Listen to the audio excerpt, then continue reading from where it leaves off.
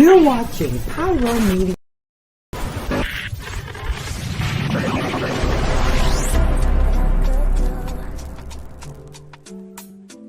I could be running around chasing you, but I won't. Cause I got better things to do. Rather spend my precious time chasing somebody who loves me too. If I got $1 for every time you slam the door, I would be the richest girl alive. If you hadn't run away every time I asked you stay, you would sleep right next to me tonight. But you didn't know me, or you wanted you couldn't handle, but I had no way. Thank you for tuning in. If this is your first time joining us, welcome. We hope your experience is fruitful. Please feel free to visit our website to find out how you can join our growing family. While we are loading your experience, please do us a quick favor and hit that like button from whichever platform you're watching or listening on. Also, share so others may enjoy as well. And we hope you would consider hitting that subscribe or follow button so you can check out more of our amazing content. Alright, let's start the show.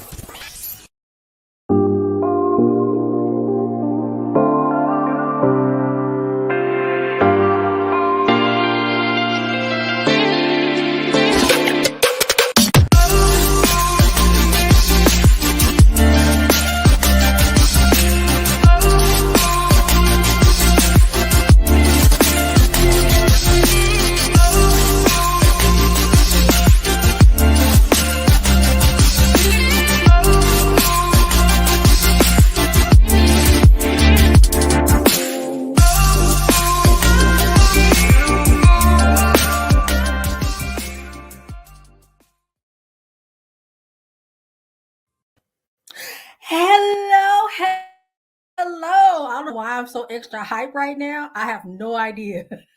Maybe because it is Thursday, for one, and maybe because I have a guest on that I have not seen in a long time. Of course, I see her on social media, but I feel like, does that really count? If you have not seen them in person for a long time, does that count? Y'all need to tell me in this age of COVID pandemic land. Hey, everybody, if you do not know who I am, it's possible because I am a little crazy. My name is Nicole D. Vick. Y'all might have just came across this page randomly, so I just need to tell you who I am. My name is Nicole D. Vick. Hey, and I am a public health professional, social justice advocate, a mom, a writer, all sorts of fabulous things. And I haven't seen you all since August. We missed our August episode, September episode, and it was just a lot going on in September. And so it was August, and then here we are now in October. So really happy to see y'all. Now, I just want to tell you though, I was so busy in that time that you didn't see me. I was doing things. I was making things happen. For one thing, I did start school in August. I am working on my doctorate degree in organizational change and leadership at the University of Southern California. Woo woo! I am a triple Trojan. This is my third time at USC. I guess I like to spend lots of money on stuff. I don't know, because you know that school ain't cheap. But I just really felt like it was the only school to attend at the time. It's virtual. I guess it's virtual. It's online. And some of the other programs that I was looking at were not online. And I just didn't think I could do driving to and from school. So I was like, no, let's just try USC. And I did get in. So I'm excited. I actually even got a scholarship, which is really exciting as well.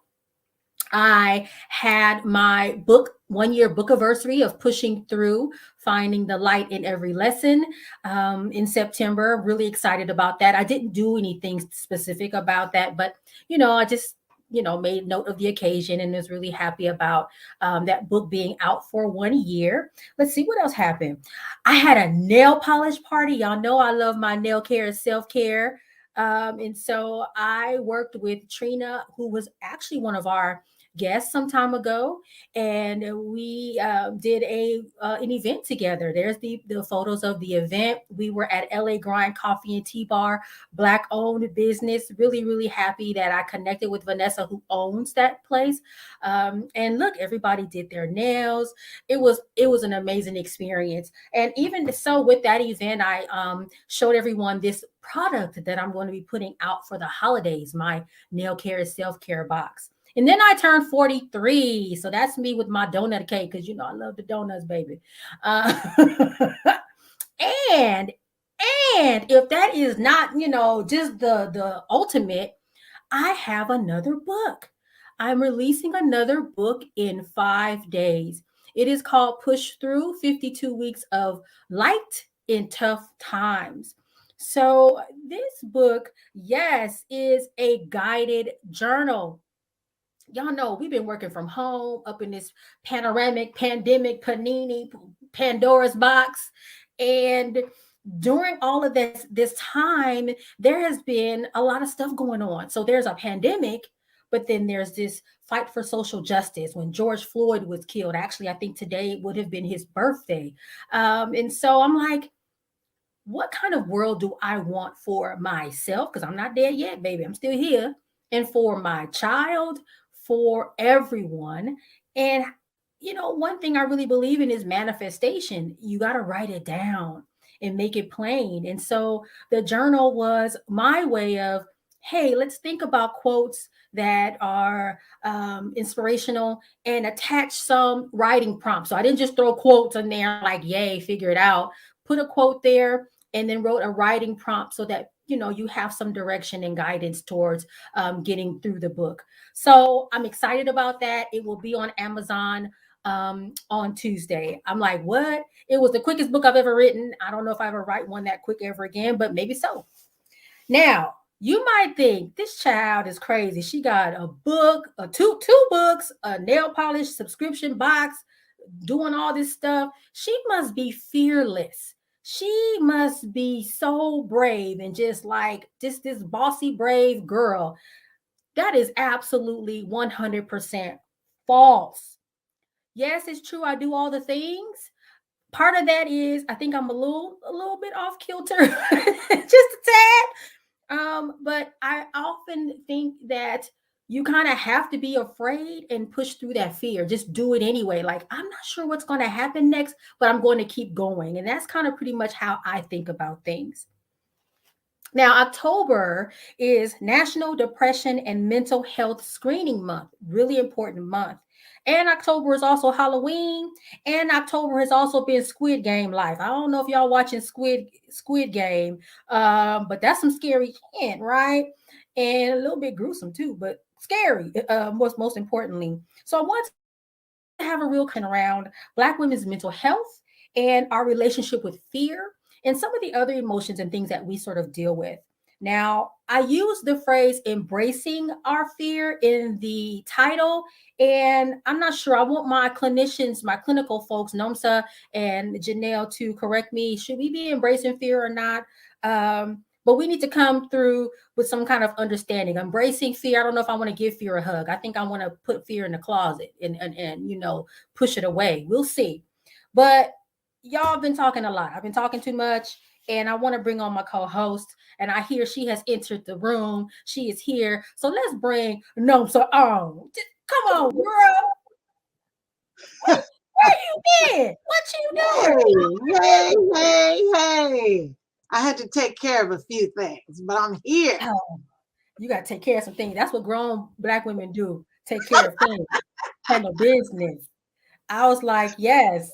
And I don't know why. We'll figure it out later. I'm just like extra hyped. Did I drink some caffeine? I don't understand. But I'm really excited about this conversation, especially because October is Mental Health and Depression Screening Month.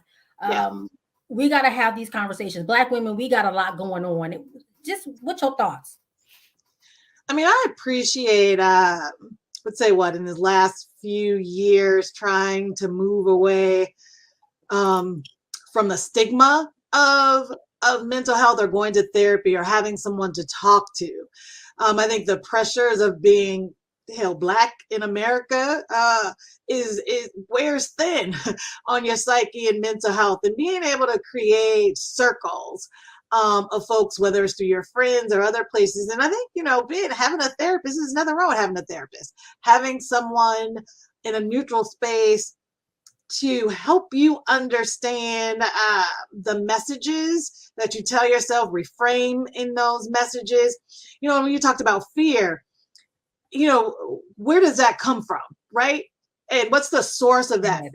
And how do you turn that around and redirect, whether it's a career or relationship or how you function in the world, but how do you do that in creating spaces to do that? Absolutely. And speaking of fear, now I don't know you as to be a fearful person, but I want to ask you, has there ever been a time where you were like, I am scared as hell, but I'm going to still put my foot forward and walk into this anyway, whatever this is, walk right up into it? Have you ever had to do that? And what does that feel like?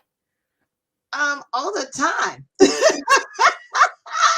You know what I'm saying? It's like all the time, because you get comfortable in certain spaces, and the stepping out or making a change or deciding to do something different is scary, right? And you start to talk yourself out of it. So you start to think about all the things that could go wrong sometimes versus thinking about all the things that could go right. Yep. And I think I think what I say sometimes quite a bit is like, well, the worst case scenario is I don't get it. Right.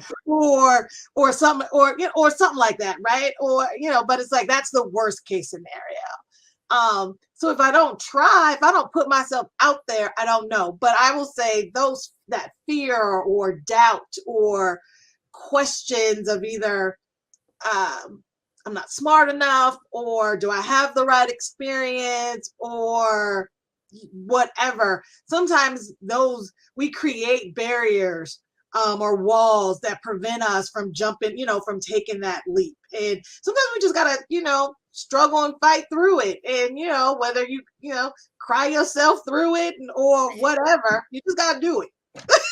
Push through it, okay? Whatever that is, and just quiet that noise, or put the headphones on. Like, maybe I can't quiet the noise. I'm gonna put these headphones on and I'm gonna march forward. I love that. And I think you're absolutely right, because there's a lot of times where I'm like, I don't know what the hell, I don't know what I'm doing. I'm not really sure. A little scary, but I'm just gonna go. And sometimes it works out. And even if it doesn't, I feel like you still learn something. And I think that's also the big picture of that as well. Yeah. All right. You ready? Ready to bring on Janelle? Let's bring on Janelle. Come on, Janelle. Yes. Hello. Yes. Oh, magic. Hi, y'all. Hey, it's been a long time. Oh my since gosh, I've seen both of y'all. And it's funny because I was trying to think back to one, Nicole, where I first met you, but also where I first met you, Nomsa, because we ended up having not only a professional link, but a personal one too. And so when we met, you were actually the mom of one of my sister's cheerleaders. That's right. And so when I met her, she was a cheer mom. And That's so I was right. like, oh, hey, how you doing? Okay. And then, going into the public health realm, I went, I know her. I know that name.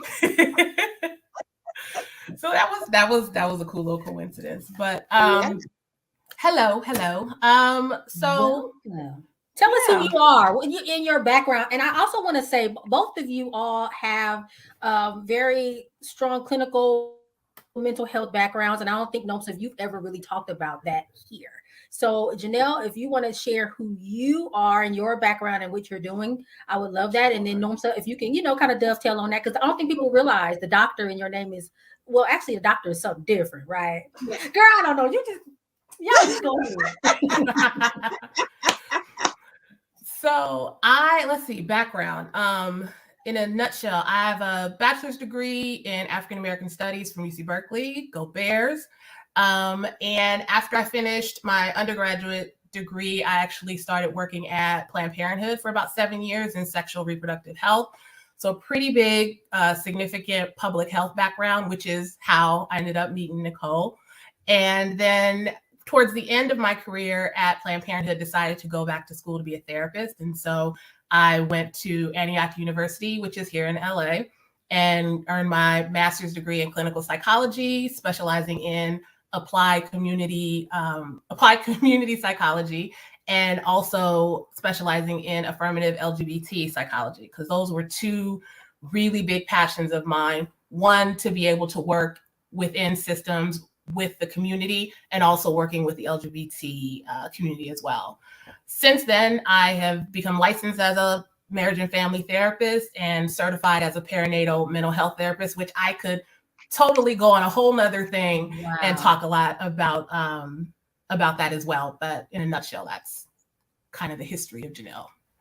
That is amazing. And I think one of the things we were talking about before we actually came on, Nomsa, we were talking about like how important it is to have therapists that look like you and just that shared experience. Even and I was just even sharing my dentist is Black and how I relate to him and how I have his phone number, and when I see him, it's like I'm visiting my cousin. And he asked me how Andrea's doing, and we're talking about the property I've bought, and he's asking me about the stock market. Like, or if I come in there with a book that the book I wrote, and he says, "You, how many copies you got?" And he buys all of them. Like that, there's this relationship. Like I really feel like that man is my family. And that's how we relate. The lady that works at the front desk, same thing. Like we're all I just feel connected to him and how important and significant that is. So I don't know. I'm just glad that you're in this field, because honestly, people need you. And I'm just like kind of like ooh, having like a woo moment about that. Like, wow. Are you laughing at Love me? it. I love it. Laughing with I you. love it. With you. And so I also am an LMFT. I'm not practicing right now. And actually, I got to talk to Janelle some when she was deciding what she wanted to do. So I was happy to see her move in that direction. There definitely needs to be more of us in these spaces. I think it is better when we can connect with someone who looks like us, who, has a lived experience, even if it's, not all of us are the same or grown up the same, but at least it's nice to see a reflection of you on the other side of either right now a camera or in the other side of that, in that room where you're sitting. So happy. Absolutely. Awesome. So the title of this episode, Janelle, is Embracing Fear, Using It to Your Advantage. But as I was starting to think, I was like, are we messing up telling people to embrace fear? Like, is that a good idea? Should we be telling people to walk into fear? Like, I don't know. Especially Black women. Like, do we need to be telling them to embrace this kind of thing? What do you think? Especially when we hold so much of what happens to us in our bodies. I think we do that, unfortunately, better than anybody else. And that's not a good thing, right? Is that something we should be talking about? It's absolutely something we should be talking about. And I don't know if embracing the fear is what we necessarily need to do. I think that we should acknowledge it and be able to work through the fear. I think that sometimes we can find ourselves being paralyzed by fear and feeling like we can't do anything due to the fear. And so I heard you say earlier that the urge is to want to like put it in the closet and pretend like it's not there and just move on. But what I like to say is the stuff that we put away in the closet, the stuff that we pretend like is not there, is going to start banging on the door, and it's going to get bigger, and it's not going to let you silence it. It's not going to let you pretend like it's not there. And something that could have started off as a tiny fear can turn into this big bad monster that you've allowed your imagination to let grow. And so what you are now fighting is the story that has been told, is the mythology of this thing that you were afraid of, as opposed to actually just dealing with the actual fear and pushing through that. I don't know why Janelle over here telling on me. because I am the queen of it being like this. But I done made up this whole story. You know, I got characters and settings and scenery and the time of year, the weather. I done made this whole thing about what I think is gonna happen. And it's like, but Nicole, all you had to do was just, oh, for real, that's it. Oh, my bad. Right. And thankfully for me, I'm able to bother Nomsa or any of my other sister friends. Like, am I tripping? And they're like, yeah, you are. And then we kind of process it. But it's like, you're right. It's unbelievable how you can just really take something that could easily be dealt with, maybe with a little help, and you just can just blow it all the way out of proportion. And that closet metaphor is actually really relevant, because we all know what a closet looks like when it's overflowing and just out of control. Yeah, I don't know, Nomsa, did you have any thoughts about that? I really love that idea of acknowledging instead of embracing the fear. Right. I mean, and I'd said a little bit something similar to that before Janelle had come on. And I think the other piece too is, you talked about having folks to go to. A lot of times is, we have these messages, or we tell ourselves, or we've learned from our families that, you don't talk about stuff outside, right? Or you don't share certain things. And so when you don't have a space to be able to share or talk things through, or have a neutral person to help you solve the things that really you already have the answers for, right? But sometimes you just need someone to help guide you to that place. We gotta move away from feeling like we can't share stuff, because we got histories of secrets, and those secrets, like, Janelle's talking about the stories that we tell ourselves. We hold on to these secrets that create messages that then keep us from doing certain things or experiencing certain things, or, it dictates our decision making, right? And so having someone to be able to help you sort through that is a good thing. It doesn't have to be something that you got to try to figure out how to do in that closet by yourself. Right. And something you shouldn't be ashamed of. Absolutely. And that shame will get you every time. And that assumption that nobody's going to understand will get you every time. I can't tell you the number of people that I've worked with who all kind of have the same story of, this is what's going on with me. I'm the only one who has to deal with it. Everybody else seems to be fine. So I don't want to burden them with my fill in the blank. And I'm like, I just want to get all of y'all in a room together so you can hear. You're repeating everything this other person has said. Is so many of you like this. And there is no reason why we can't come together instead of sitting in judgment of other people. And instead of assuming that, oh, that person's got it because they seem like they're so strong. And we all know about the stereotype and the badge of like the strong Black woman that, I'm sorry, is kind of working against us at this point, because it's no longer a compliment that you're a strong, independent Black woman. It's now you're strong and independent. Therefore, you don't need medical care. You don't need pain medication. You don't need support after you have a baby and you're going through postpartum depression and anxiety and psychosis. You don't need any of these things because you got it, because you're strong. It's like, I have it and I need help. I'm strong and I need support. I'm intelligent, I'm smart, I'm capable, I'm resilient, and I need my community. This is not an either or kind of thing. This is a both and. Yes. Say it louder for the folks in the back that don't get it. Say that again for the folks in the back that don't get it. Right? I'm ready to give my little strong badge up. I don't want it no more. Somebody don't. I mean, and I mean that, in the way that we see it, the strong Black woman. But I even mean that just in general. Like, I don't want to wash dishes no more. I don't want to do any of this stuff. I don't want to clean up this house. I don't want to do none of it. I don't want to do any of it. This whole idea of I got it all together, I can take care of this, I can handle it all. I don't want it anymore. I'm like, where's the dishwasher? I'm finna buy a dishwasher, put it in the kitchen. I don't want to do none of this. Let somebody else do it.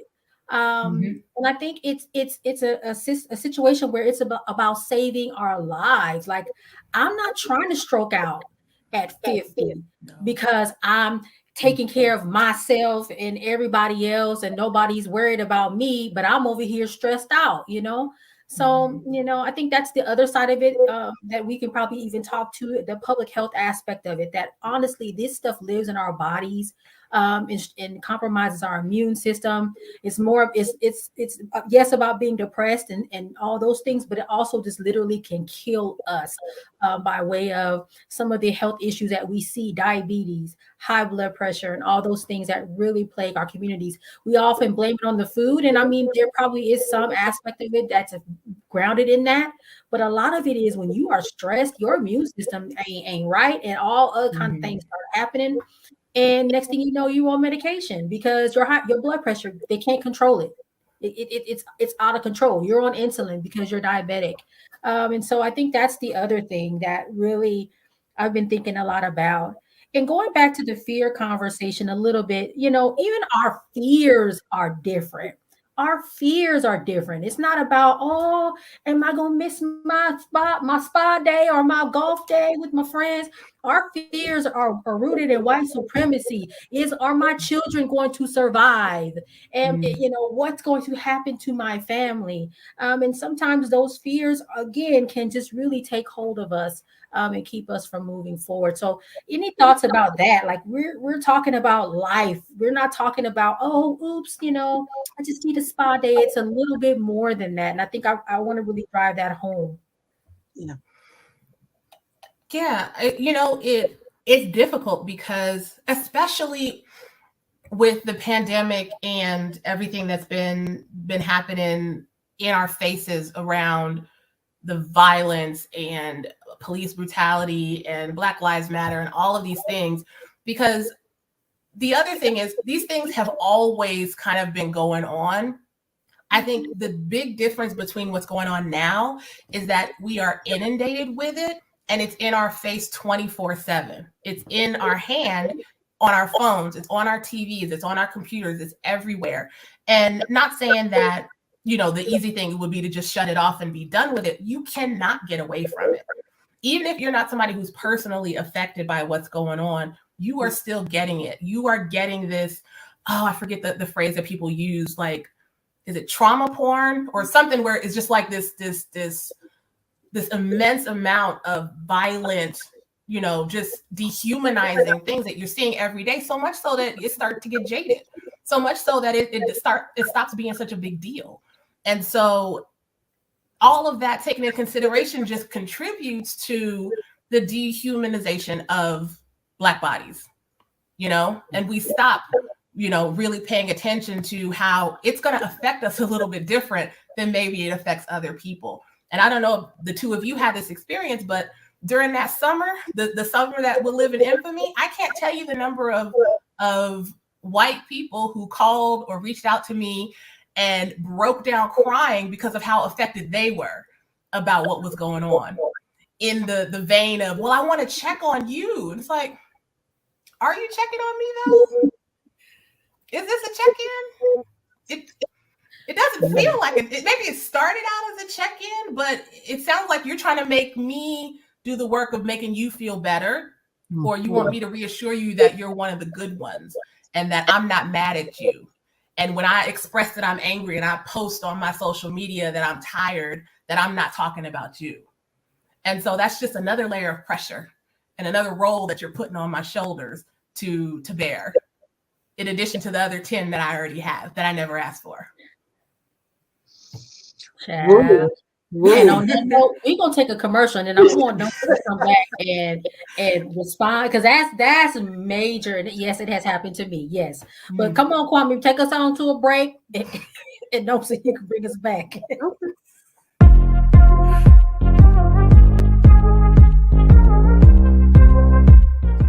Elevate your entertainment with Watch Vim. Discover the ultimate online streaming destination. Get an auto-renewing monthly subscription for unlimited content on all devices. Join us in supporting a Black-owned streaming platform that brings top-tier entertainment. Let the streaming excitement begin at Watch Vim, your seamless experience for endless entertainment. Stream online or download the Watch Vim app now.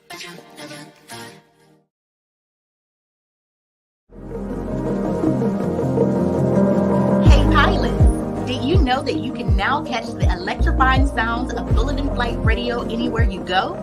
Yes, you heard it right.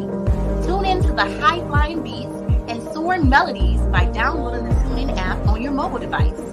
Just search for Bulletin Flight Radio and hit play. It's that easy. And if you have a smart device like Alexa or Google, just say, "Hey Google," or "Alexa, play Bulletin Flight Radio on TuneIn." Experience the rush of adrenaline wherever you are. Listen to Bulletin Flight Radio on TuneIn using your Alexa or Google devices. Soaring through the skies has never sounded this good. Don't miss out on the ultimate musical journey. Tune in now to Bulletin Flight Radio on TuneIn and let the music take you on an unforgettable ride. Get ready to elevate your listening experience. Brought to you by Bulletin Flight Radio.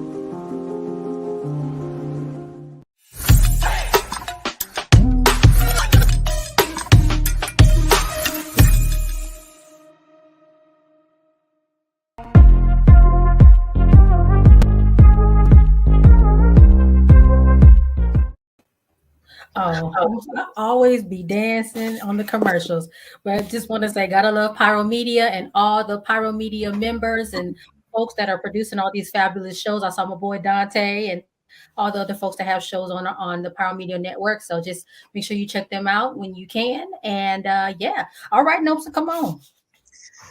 Hey, Janelle just said, I mean, she said more than a word. So, it's not a whole bunch more to add, but I do just, want to say this, we talk about the weight on our shoulders. It's like, it is stressful being Black in America. I mean, let's just, put it out there. It is stressful being Black in America. And then add on being a Black woman in America. And then we add on what you all just talked about, that strong Black woman, right? So if she is okay, she appears to be okay, right? She's smiling on the outside. She seems like she's got it all together, but she is falling apart and breaking in the inside. And we have to do a better job of surrounding ourselves and others and checking in on folks, right? It's like, we've been isolated from folks, almost 2 years now.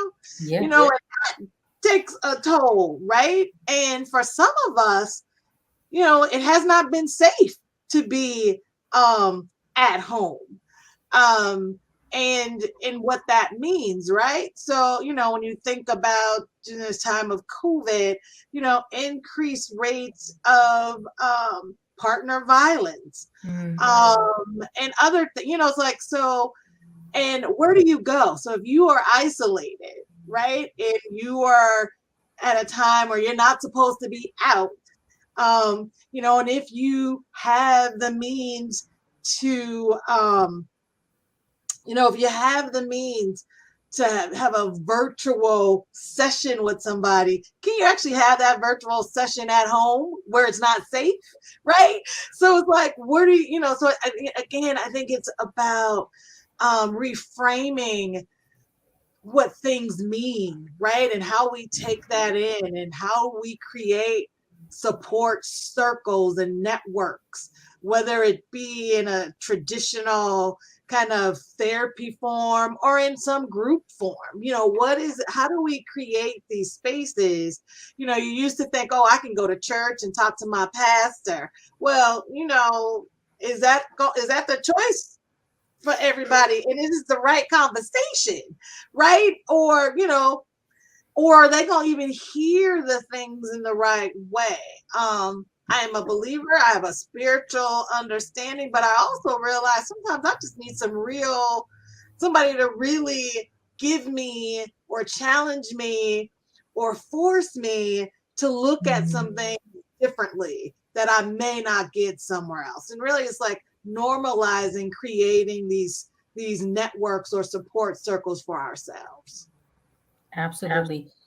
Tasha, I just saw a comment come through. It said we need to redefine what it means to be strong. And I actually want to ask you, Janelle, if we could redefine what being strong means for Black women, what would that be? You know, because we already know what people tell us what it is and what we kind of initially embraced. And now it's like, oh, wait a minute, hold on.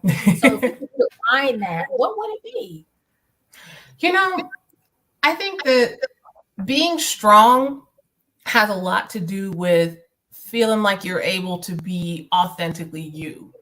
And I think that strength comes from you being able to have the space to really understand and have a relationship with what it is that you want and knowing what it is that you don't and being able to pursue it and having the support system around you that's gonna be there for you.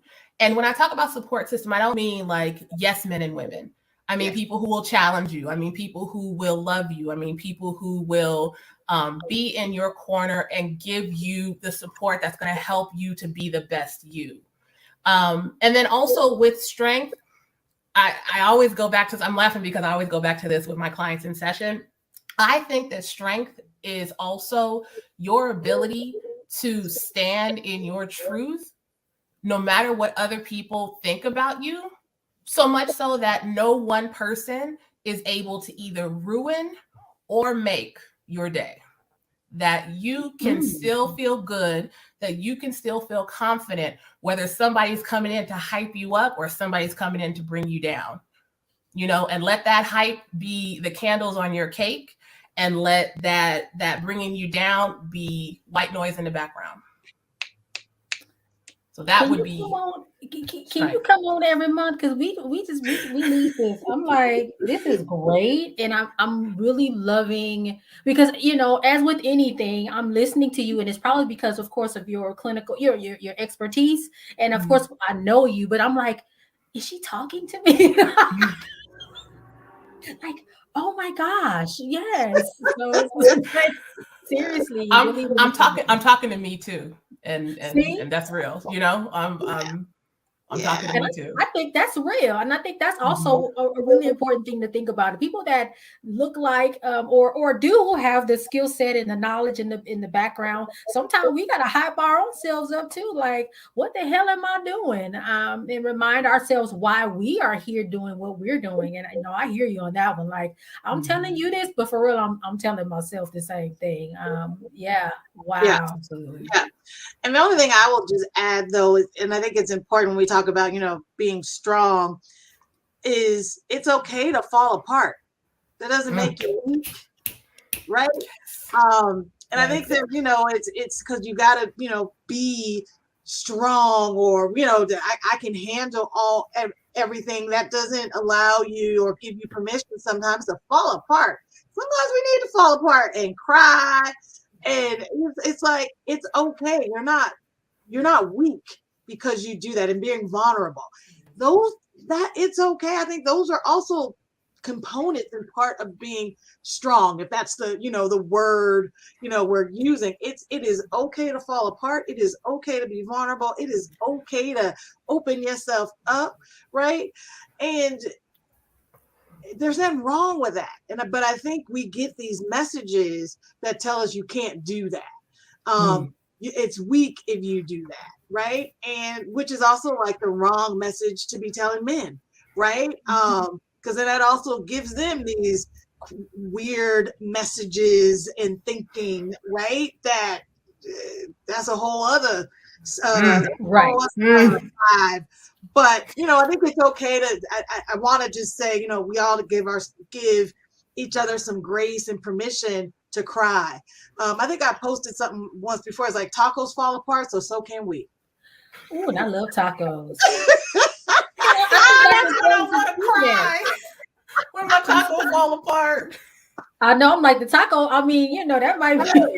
Hey. Because then you got to flip it, and then it's a sandwich. It's not a taco no more. But we still going to eat that taco, though. We still going to eat it, but hey.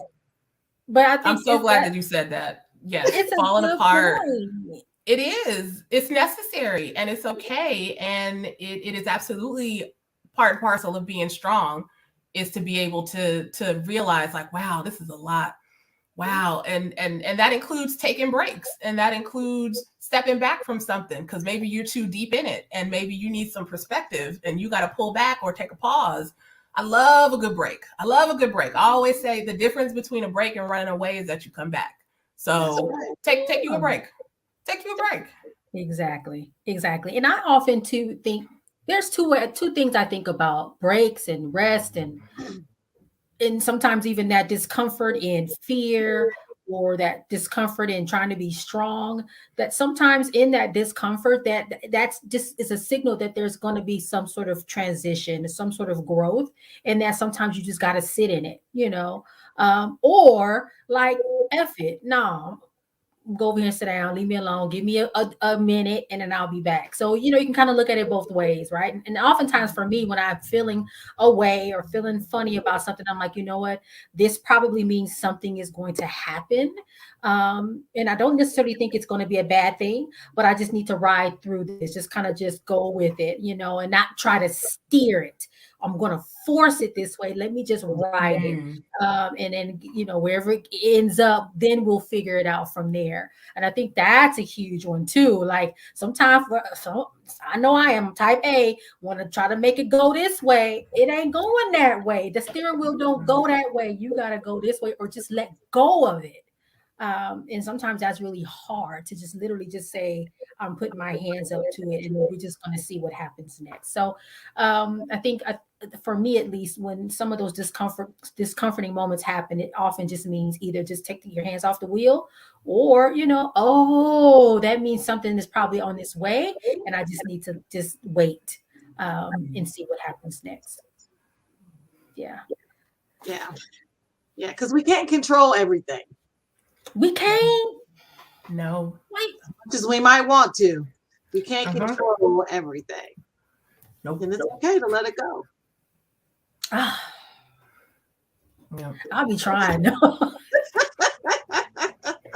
That acceptance, it can be hard to really accept that fact that you can't. Not everything is going to be within your control, and the good news is not everything is within your control.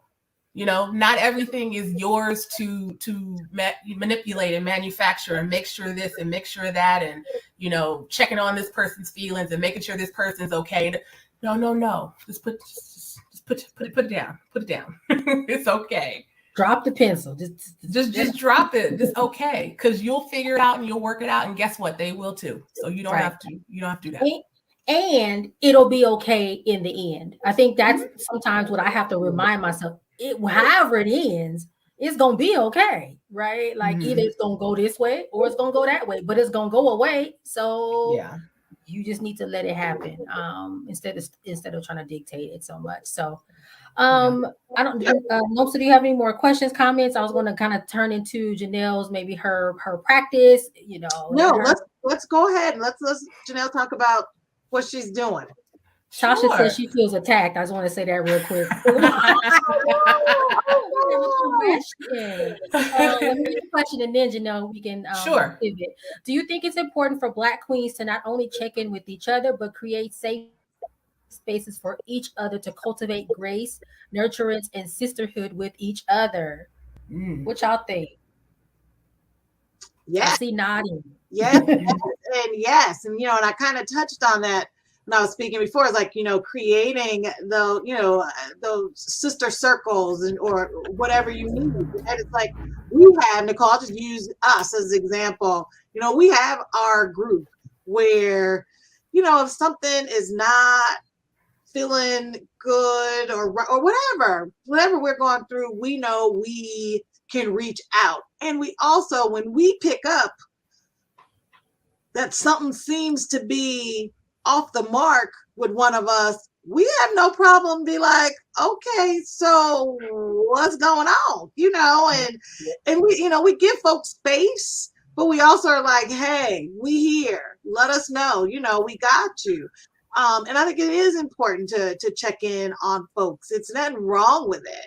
Because sometimes if you don't, people may feel like they're by, it's like I feel by themselves, and then you know what? Some folks don't know how to ask for help, or they don't know how to have that conversation, right? And so I think it's just important that we just pay attention. Yeah. And I've definitely been a recipient of a call from Nomsa. XYZ, you good? And I'm like, you know what? I'm good. And I'm gonna let you know when I if things switch. I think I figured it out, and we'll get there. And so but it just that fact of checking in, like, you okay? And I'm like, yeah, or no. Yeah, very important. Yeah, very important. It's also really important to have that sense of connection to where y'all do know those things about each other, and that what it is that person needs or what they best respond to. So, for example, I know somebody that if they're going through it, they want you to show up at their house. They don't want you to call because they're going to avoid the calls. They don't want you to text. They want you to really get up in there and get in their face. There are other people that's like, look, don't you do that. Don't look. If I need you to connect with me, I will respond to your text. I will pick up the phone, but I got this. And maybe I'm more introverted and I can handle it, but seeing your messages is helpful, even if I don't respond to it. So it's also about understanding what it is that we all need, because we all don't need the same thing. And it's going to look different for everybody. And I always say that everybody's got their own little strengths. So you may have a circle of people where I could go to this person to cry it out. I can go to this person to vent to. I can go to this person and we can cook or drink some wine, and everything will be all good. So don't expect any one person to be that all for you.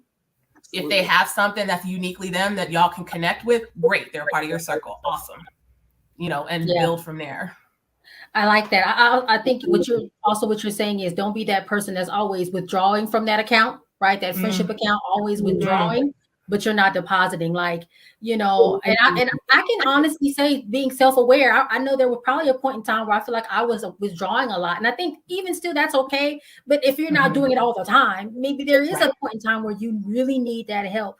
But I had to be like, okay, wait, I'm asking a lot from a lot of people at the, all the time. And now it's time to figure out how I can deposit back, because you don't want to be that person like, damn, Nicole always got something wrong with this. Like, there's always something, right? So I have a thing about not being able to vibe with people who are either always the hero of their story or always the victim of their story. I can't vibe with that. I can't. It can't all be one or the other. Like you got to have a mixture of stuff.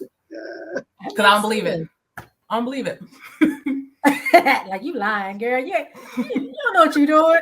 you don't always have it. It don't always hit. It misses sometimes. And then if it's always falling apart, and it's always terrible. It's always is there not one thing that has happened that How about the day you met me? Maybe that was the one thing. I don't know. Right.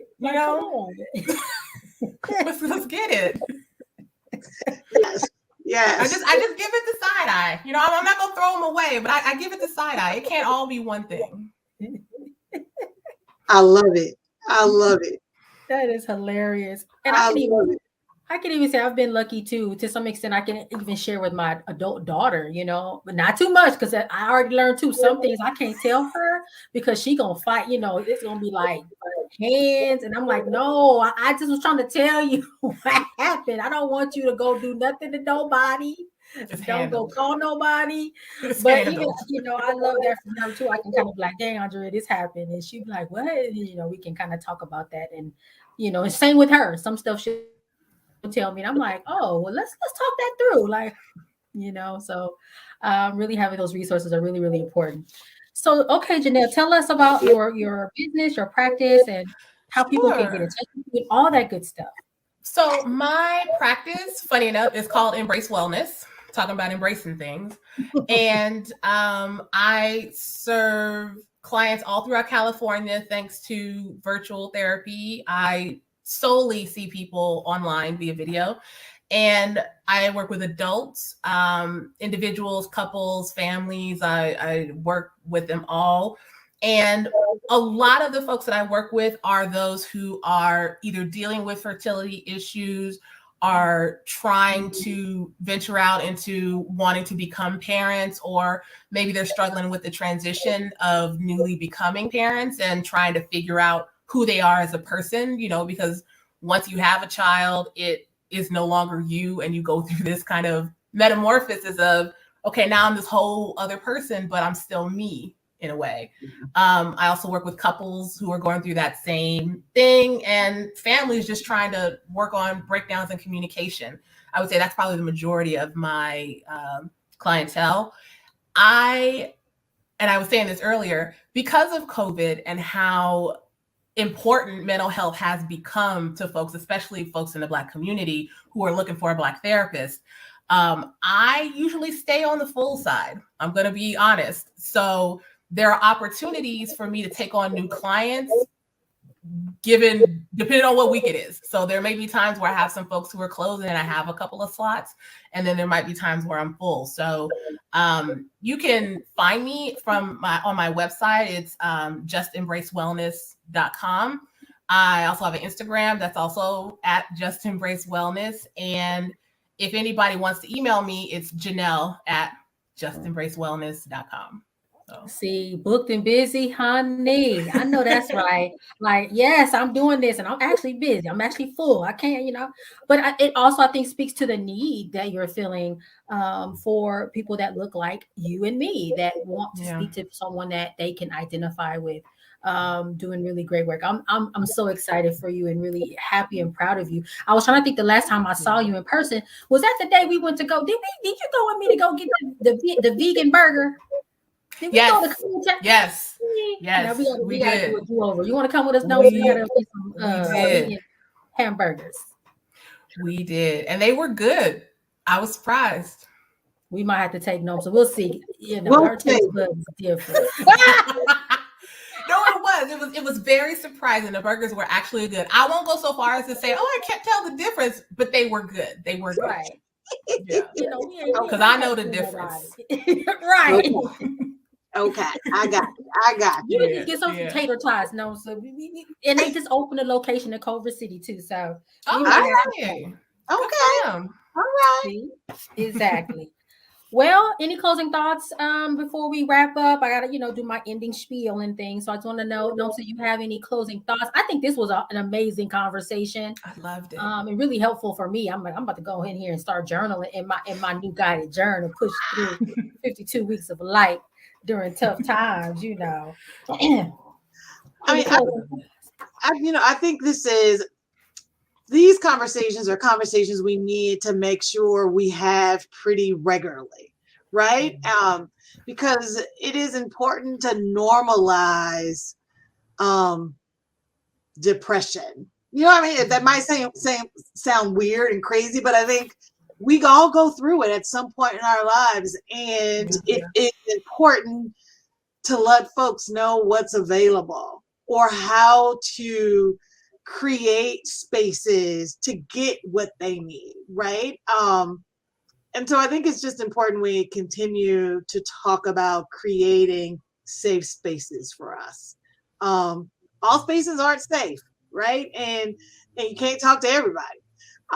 So it is about creating spaces with the right people, right? So you can get what you need for the right outcome. So yeah, I'm just glad to be able to connect. I'm so proud of her. I'm just like, I know she's doing amazing work.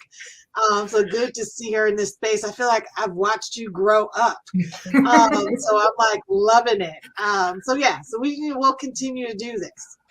Yeah, I remember those days at Planned Parenthood. I remember. Like yesterday. Lasting. But then again, not really. Like yesterday, but then not yesterday. Like, I'm like, because honestly, I've been working in public health 20 years. So it's like, it wasn't it must have probably been, has it been maybe 10 years? I started working at Planned Parenthood in 2006 and left 2013. 2013, yeah. Because I've been in mental health for 10 years. Yeah. See? So it's been a while. Wow. It's been a minute. But I'm really happy we could be connected. I mean, we were, like I was saying earlier, we were connected via social media, and that stands for something, but at the same time, it's not really the same, except for the day we went out to get burgers. That was in person. We just yes. Yes, it was, and it was fun.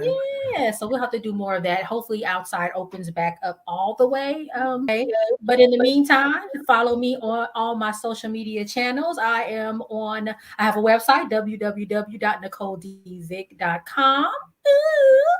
Look at me with my little sequin jacket on. Hey. I have my social media, my Facebook, Nicole D. Vick author, my Instagram. Again, please pick up my first book. I can for real say that. My first book, Pushing Through, Finding the Light in Every Lesson. It is on Amazon. It is on Walmart.com, Target.com, and some Black-owned bookstores. Just Google it. You'll see it because it's there. And then my second book will be out on Tuesday, Push Through, 52 Weeks of Light in Tough Times.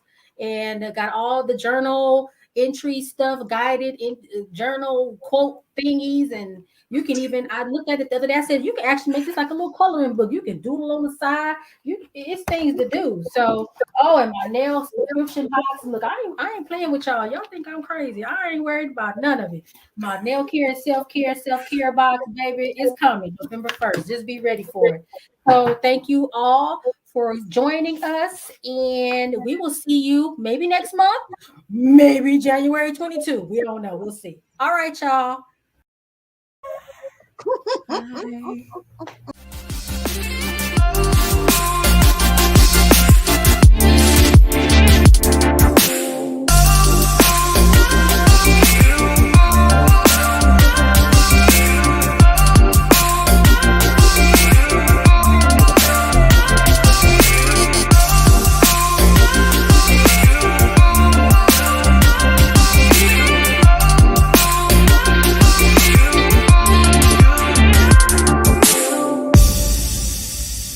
Thank you for watching Pyro Media Network. For more information, please visit pyromedianetwork.com.